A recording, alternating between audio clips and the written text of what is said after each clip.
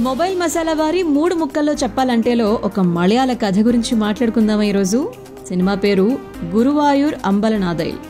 మరి ముందుగా మొదటి మాట కథ ఏమిటంటే, విను రామచంద్రన్ దుబాయ్లో వర్క్ చేస్తూ ఉంటారు. పార్వతితో బ్రేకప్ అయ్యి ఒక 5 ఏళ్ళు అయ్యి జ్ఞాపకాలని మర్చిపోలేక బాధపడుతూ ఉంటాడు. ఆ అమ్మాయి అతన్ని మోసం చేసింది అని చెప్పేసి ప్రచారం చేసుకుంటూ తిరుగుతాడు.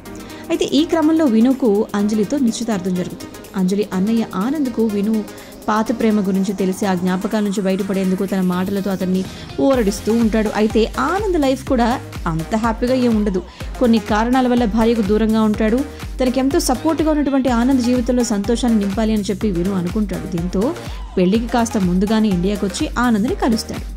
అతను పెళ్లి చేసుకుంది ఎవరో కాదు, తన మాజీ ప్రేయసి పార్వతి అని చెప్పి విను తెలుసుకొని షాక్ అవుతాడు. మరి ఆ విషయం తెలిసిన ఆనంద్ ఏం చేశాడు?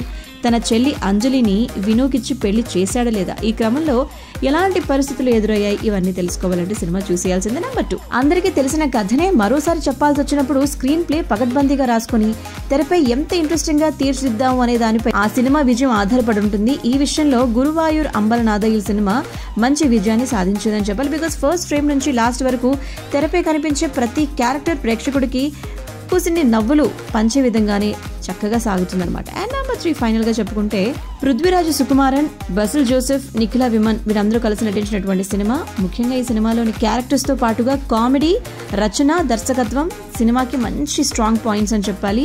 కంప్లీట్ గా గురువాయూర్ అంబలనాథైల్ ఎంటర్టైనింగ్ మూవీ అని చెప్పాలి.